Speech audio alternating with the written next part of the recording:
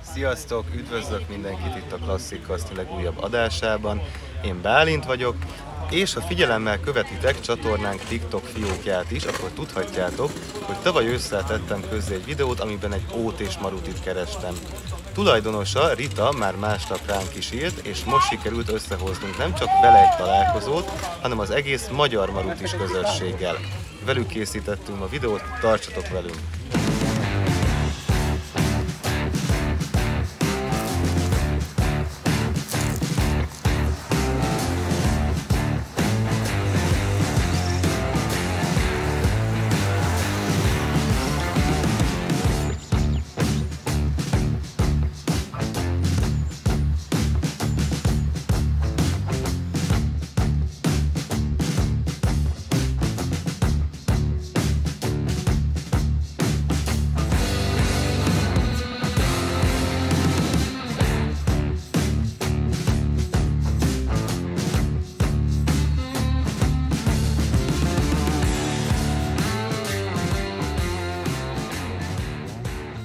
Sziasztok, én Arnold Gábor vagyok. 2008-ban kezdtem el ismerkedni ezzel a Maruti 800 típusú gépjárművel, akkor még abszolút olyan célokat tűztem ki magam elé, hogy valami olcsón tudjak járni, sőt kiméljem a másik autómat. Aztán hamar rájöttem, megszerettem ezt a kis járgányt, hogy ezekben több van, mint ez a olcsón járjak, meg legyen valami második autóm.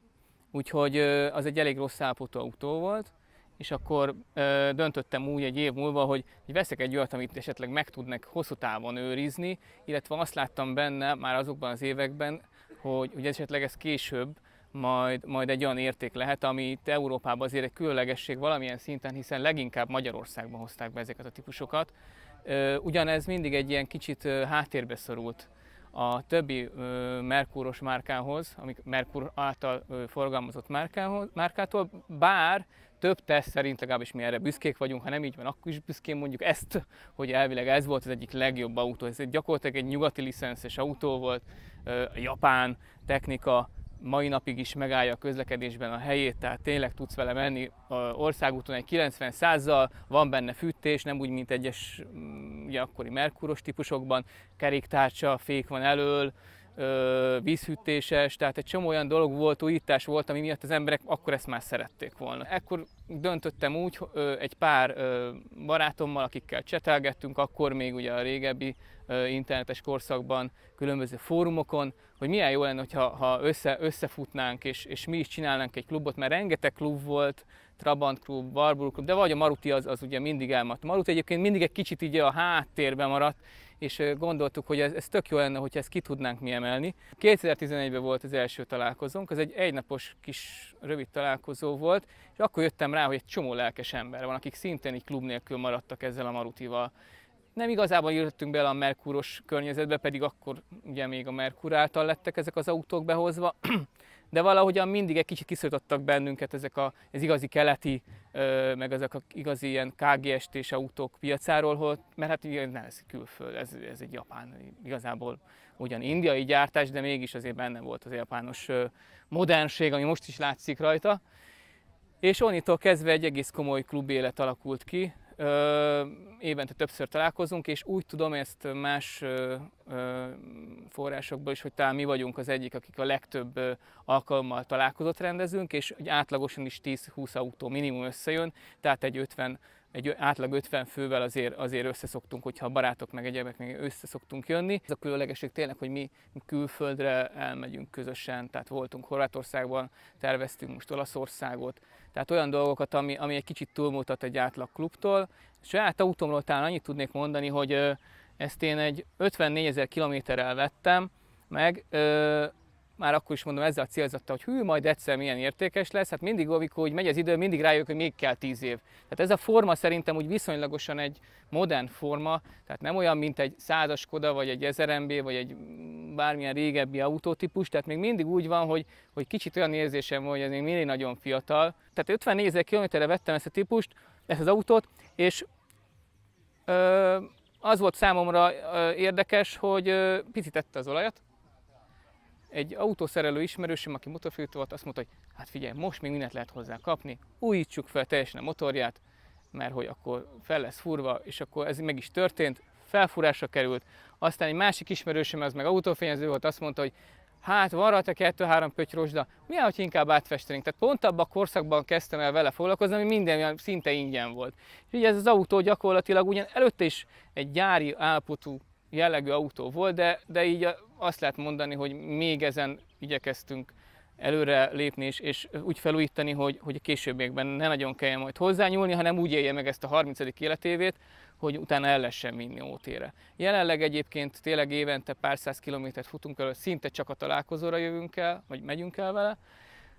Aztán annyira egyébként bele nőtt ez az autó az életünkbe, hogy nekünk például ez volt az esküvőautónk, tehát mi is elvittük esküvőautónak ezt a kis autót, saját autónk szeretjük, úgy gondoltuk, hogy megérdemli azt, hogy ezzel is megörökítsük, hogy a családnak az életére belekerüljön. Ez annyira így lett egyébként, hogy a kisfiunk is nagyon rajong a Marutiért, a marutizásért. Mikor megkérdeztük bölcsődébe, hogy mi akar lenni, hát örültünk volna, hogyha mi Superman vagy valamilyen, és akkor rádobunk rajta, és mondta, hogy a Maruti akar lenni. Úgyhogy az egész család, meg még a barátok is terveket készítettek, és 2 igen kemény nap után, ami éjszakázásban nyúló nap után elkészült a Maruti, amit fel lehet venni, és amiben el tudott menni a Farsangra, így lett gyakorlatilag szerintem Magyarországon az első 3 éves Maruti. Ez az első ilyen nagyobb Maruti találkozóknál, körülbelül a másodiknál emlékszem úgy, hogy Rita megjelent egy Marutival. Átadom akkor Ritának a szót. Sziasztok, Vödrös Rita vagyok. Egy 8 évvel ezelőtt kezdtem el marutizni. Robogó helyett munkába járás miatt lett választva a típus. Ez volt az első Marutim. Utána gondoltam arra, hogy megtaláltam a most már OT-s Marutit a neten. Szépnek tűnt, elmentünk érte. Tényleg egy 80 éves bácsié volt. Egészségügyi okok miatt adta el. Aznap volt pont 29 éves az autó. A bácsi hozta el még a Merkur telepről, minden papírja megvan, jótállási egy kézikönyve, teljesen gyári állapotú, 117 000 kilométer van benne. Utána elhoztuk, elérte, hogy elvihettük OT vizsgára, és tavaly ezt végigjártuk kisebb módosításokkal, rögtön sikerült is minden vizsgája, műszaki vizsga, minősítő vizsga, úgyhogy lényegében ez az első OT-s Maruti. Ja, megvan az összes papírja, eredeti jótállási jegy,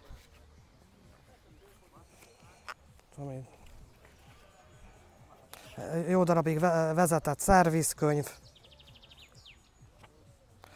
A bácsi minden javítást, mindent feljegyzett róla. Teljesen tényleg telet nem látott az autó. És tényleg csak az egészségügyi állapot miatt adta el. A bácsinak is első autója volt 30 évesen. Autóban 117 000 kilométer van most, ami mostában nagyon nem fog növekedni, mert csak találkozóra van hordva. Van még egy másik autóm, volt a napi bejárós, de most sikerült ugye leváltani egy másik típusra. Vele 4 évig slalom versenyeztem, a kategória országosan, a versenyzőtársam volt az első vele, én a harmadik. Megjárta Horvátországot, és a különlegessége, hogy 5-ös váltó van benne Tikó motorral. Most már csak hobbiautóként van használva, találkozóra hordom, és ez a pick-up lett belőle. Ki lett emelve, hátul Mercedes rugó van benne. Swift kerekek, Swift ülés. Lényegében ez egy jó találkozós autó. És lényegében lehozzuk így a találkozókra, többieket viszem vele, lényegében más célja már nincsenek az autónak. Ebből is ez az első, meg ilyen módosításokkal. Meg mindenféleképpen meg akartam tartani. 6 évig jártam vele napi szinten. Ugye jött a másik autó, hogy nem kellett napi szinten, és így jött a ötlet, hogy akkor lesz belőle pick-up. Igen, van egy a Marutinak a utódja, Ugye mi Magyarországon már nem Marutinak volt forgalmazva egy Suzuki Alto, és akkor vele járok lényegében, az váltotta a Marutit. Az csak nálunk nem Marutiként van forgalmazva, a motorblokkon, ablakokon mindenhol a Maruti jelzés van, és akkor ő váltotta le. Vele is már indultam gyorsulási versenyen, lány kategóriába, és az is teljesen jó autó.